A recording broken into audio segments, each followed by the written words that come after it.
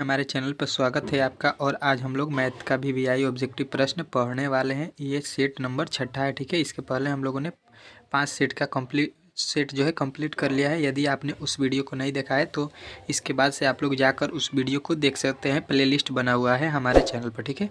Matric final परीक्षा 2024 में जो होने वाला है उसी का जो है ये वीवीआई प्रश्न जो है आपको दिया जा रहा है, ठीक है। ये क्रैश कोर्स जो है आप लोगों के लिए 100% जो है एग्ज़ाम में लड़ने वाले हैं, जो कि अब फ्री में आपको दिया जा रहा है, ठीक है।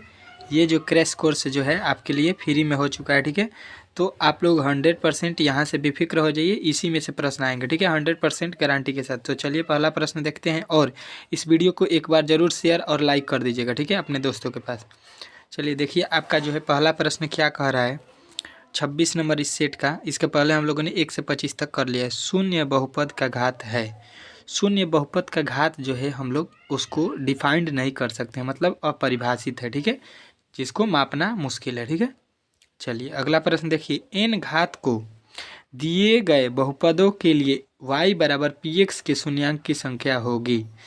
तो यहाँ पे जो है आपको एन घात के बहुपदों की संख्या px बराबर जो है c के शून्यांकों की संख्या कितनी हो जाएगी, तो n हो जाएगा, ठीक है। n घात है तो उसका जो है आप लोग बहुपद निकालिएगा तो कितना आएगा, n ही आएगा, ठीक है। चलिए जब पावर 2 होता है तो उसका जो है शून्यांक भी 2 होता है, तो पावर n है तो उसका जो है शून्यांक भी n होगा। अगला प्रश्न देखिए। बहुपद इतना के शून्यांक होंगे, तो देखिए यहाँ से पहले क्या कर लीजिए, यहाँ पे आप लोगों को 25 जो है इस तरफ भेजिएगा इसके बराबर में 0 मान के, तो 25 प्लस में हो जाएगा। यहाँ से वाई स्क्वायर का वैल्यू निकालिएगा, तो यहाँ से जो है 5 से 25 कट जाएगा 5 मर्द में। यहाँ पे स्क्वायर जो है आके इधर रूट में चढ़ जाएगा, तो ये प्लस माइनस में बन जाएगा। तो प्लस माइनस √5 देखिए आपके ऑप्शन नंबर सी में दिया गया है। ऑप्शन नंबर सी जो है आपका राइट है इस प्रश्न का, ठीक है। अगला प्रश्न देखिए। x बराबर -5 दो चर वाले रैखिक समीकरणों के को दो चर वाले रैखिक समीकरणों के रूप में इसको व्यक्त करना है, ठीक है। तो देखिए x बराबर -5 होना चाहिए, ठीक है।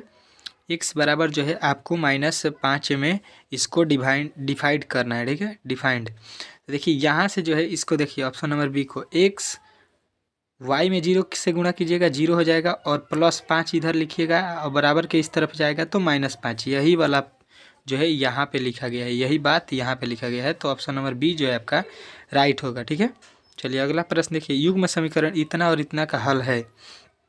इतना और इतना का हल जो है आपको निकालना है, तो a1/a2 यहाँ पे 12 बराबर 4/6 हो जाएगा। b1/b2 बराबर c1/c2, ठीक है। यहाँ पे देखिए आप लोग इसको कटा लीजिए, यहाँ पे 1/6 आ जाएगा, यहाँ पे आपका 2/3 आ जाएगा, यहाँ पे आपका 1/2 आ जाएगा, ठीक है। तो यहाँ पे तीनों बराबर नहीं है, ठीक है। यहाँ पे जो है तीनों बराबर नहीं हो रहे हैं, ठीक है। तो आपको लगाना है इसका कोई हल नहीं होता है, ठीक है। यहाँ पे तीनों जब बराबर होते हैं तो इसका हल होता है, नहीं है तो इसका कोई हल नहीं होगा, ठीक है। चलिए अगला प्रश्न देखिए। धारा के विपरीत दिशा में चाल होगा। धारा की जब विपरीत दिशा में जब चाल नापेंगे तो क्या हो जाएगा, तो धारा अगर x मानिएगा तो x - y km/s हो जाएगा, ठीक है। ये आपका सूत्र है, फार्मूला दिया गया है। इसी प्रकार के प्रश्न जो है आपको बोर्ड में पूछने वाला है, ठीक है। शुद्ध घातीय समीकरण को व्यक्त किया जाता है। शुद्ध घातीय समीकरण को हम लोग किसके रूप में व्यक्त करते हैं, तो ax² + c बराबर 0, ठीक है। x² + bx + c बराबर 0 होता है, जो कि आपको उसके फॉर्म में यही दिया गया है, ठीक है। द्विघात समीकरण इतना के विवेचक हैं। विवेचक बराबर d बराबर आपका सूत्र होता है, याद रखिएगा, b² - 4ac, ठीक है। b का वैल्यू यहाँ से रखिएगा तो -4 है, ठीक है। ये b का वैल्यू है, ये c का वैल्यू है, और ये a का वैल्यू है। तो -4 का स्क्वायर -4 गुणे a का वैल्यू 2 गुणे c का वैल्यू 3, 4 चौका 16 हो जाएगा, -4 × 8 = 24 हो जाएगा। 16 में से 24 जाएगा तो आपका आ जाएगा -8, जो कि ऑप्शन नंबर सी में दिया गया है, ठीक है। चलिए अगला प्रश्न देखिए आपके सामने आ चुका है। यहाँ पे इसका वैल्यू इतना दिया है, तो 1 + x² का वैल्यू जो है आपको निकालना है, ठीक है। यहाँ से तो सबसे पहले यहाँ से क्या कीजिएगा कि x² + 1/x टोटल पे स्क्वायर कर दीजिएगा, बराबर 14 लिख लीजिएगा, ठीक है। अब यहाँ से a² + b² का सूत्र लगा दीजिएगा। क्या होता है, a + b इंटू नहीं होता है, -2ab 2a और b की जगह पर 1/x बराबर 14, ठीक है। अब इसको x से x कट जाएगा यहाँ पे जो है आपको बचेगा 2 1, ठीक है। आइए इसको हल कर लीजिएगा। जब आप हल कीजिएगा इसको कॉपी पे तो आपका जो है राइट आंसर आ जाएगा 4, ठीक है। इसको कॉपी पे आप लोग हल कर दीजिएगा जिस तरह हमने रखा है मान को, ठीक है। अगला प्रश्न देखिए, अगर AP के अंतिम पद L तो इसके सभी पदों का योग SN बराबर क्या होगा। तो SN का सूत्र जो है आपको याद होना चाहिए कि n/2 into A plus L, ठीक है। n/2 into L plus A plus L मतलब n संख्या बटा A प्रथम पद और अंतिम पदों का योग, ठीक है। चलिए अगला प्रश्न देखिए आपके सामने आ चुका है। कह रहा है समांतर श्रेणी इतना में कौन सा पद 27 है। तो पद नहीं मालूम है तो इसको जो है Tn बराबर सूत्र लिख लीजिएगा। क्या होता है A plus n-1 into D, ठीक है। तो यहाँ से A का वैल्यू प्रथम पद होता है 5 प्लस n का वैल्यू नहीं मालूम है -1 इंटू डी का वैल्यू 7 में से 2 जाएगा और यहाँ पे Tn का वैल्यू लास्ट वाला होता है, ठीक है। ये Tn है 27। अब देखिए यहाँ से गुणा कीजिएगा तो कितना आ जाएगा। यहाँ पे हो जाएगा 2n-2 और यहाँ पे हो +5। +5 में से 2 जाएगा 3, 3 इधर आएगा तो -27 में से 3 जाएगा 24।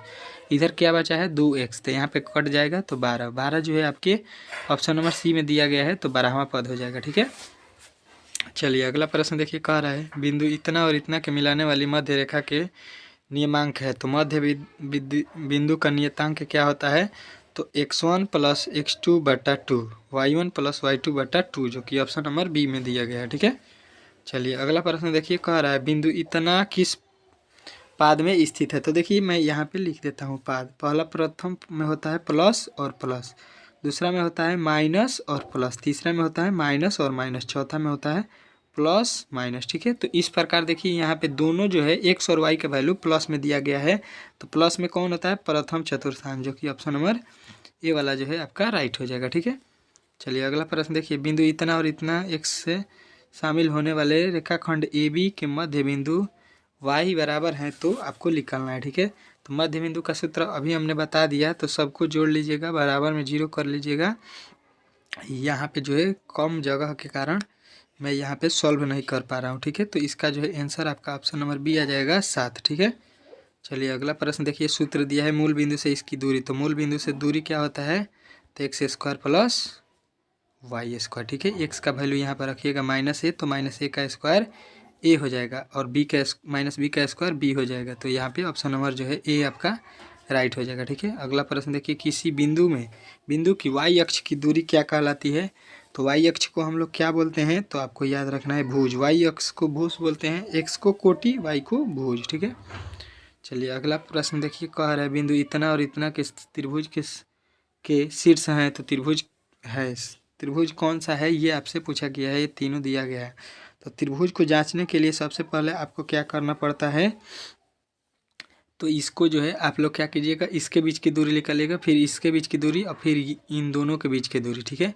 जब भी अगर 2 बराबर आ गए वैल्यू, इसमें तीनों दूरी निकालने पर 2 बराबर आएगा तो समद्विबाहु हो जाएगा। ये आपका समद्विबाहु होगा जब इसका दूरी निकालिएगा तीनों का, तो ठीक है। तीनों का आप लोग निकाल लीजिएगा दूरी सूत्र से। x1 माइनस x2 का whole square plus y1 minus y2 का होल स्क्वायर इस पर, ठीक है। अगला प्रश्न देखिए।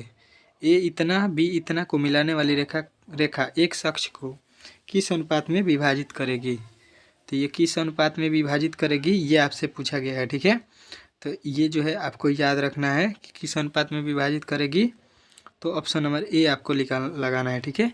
इसका एक फार्मूला होता है जो कि आप लोगों को याद रखना होगा। क्या x1 m plus x2 n बटा m प्लस n, ठीक है।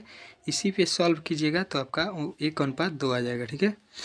चलिए अगला प्रश्न देखिए आपके सामने आ चुका है। 45 बिंदु इतना और इतना संरेख है तो k का वैल्यू। संरेख का सूत्र होता है क्या, मैं लिख देता हूँ, उसके बाद से आप लोग रख लीजिएगा।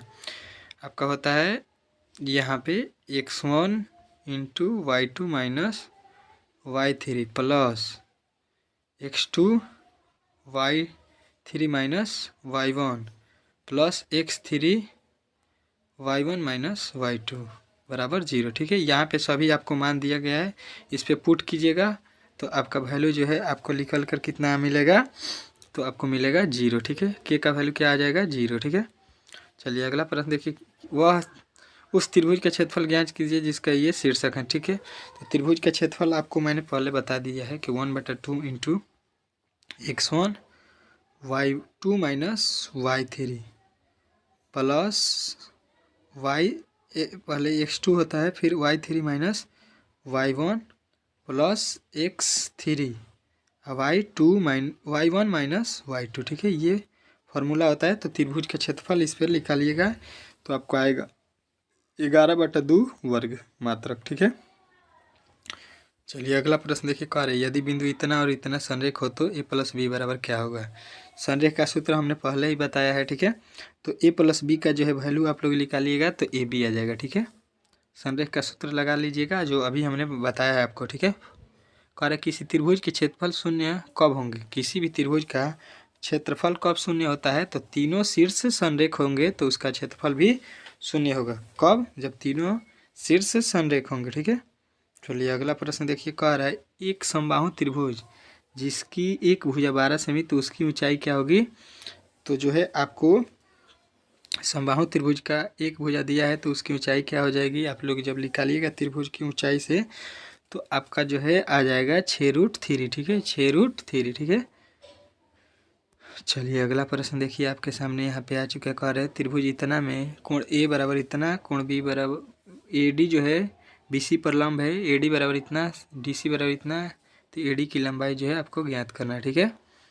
तो यहाँ से सबसे पहले आपको क्या करना है, एक समकोण त्रिभुज यहाँ पे बना लेना है जिसमें कोण A बराबर 90 डिग्री है। उसके बाद से यहाँ पे B, यहाँ पे C कहीं भी लिख लीजिए, कोई दिक्कत नहीं है, ठीक है। A से AD जो है BC पर लंब है, AD जो है यहाँ पे A और D लिख लीजिएगा, लंब है, ठीक है।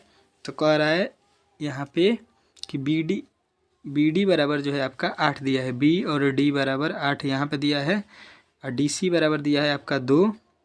तो AD की जो वैल्यू है आपको निकालना है, AD का जो है ये वैल्यू आपको निकालना है, ठीक है। तो जब इसका जो है वैल्यू निकालिएगा तो आपका कितना आंसर आएगा, 4 सेमी, ठीक है। त्रिभुज के क्षेत्रफल से निकाल लीजिएगा 1/2 आधार गुणे ऊंचाई, ठीक है। ये आधार हो जाएगा टोटल 10, तो आपका वैल्यू आ जाएगा 4, ठीक है। चलिए यहाँ पे हम लोगों ने 50 से 50 क्वेश्चन को कंप्लीट कर लिया, ठीक है। मैथ पढ़ना है तो आपको कॉपी और कॉलम लेकर बैठना पड़ेगा, ठीक है। इस प्रकार नहीं पढ़ सकते हैं, ठीक है। यहाँ पर एक आपको क्वेश्चन दिया जा रहा है, ठीक है, इसको सॉल्व करना है आपको, तभी तो पता चलेगा कि आप कैसे तैयारी किए हैं। मेरा मतलब है कि मैं आपको हिंट दूँ, ठीक है। यहाँ पे खाली हिंट दे रहा हूँ, सूत्र बता रहा हूँ, उसको आप फॉलो कीजिएगा तो आपका सारे प्रश्न बन जाएंगे, ठीक है। चलिए मिलते हैं अगले वीडियो में।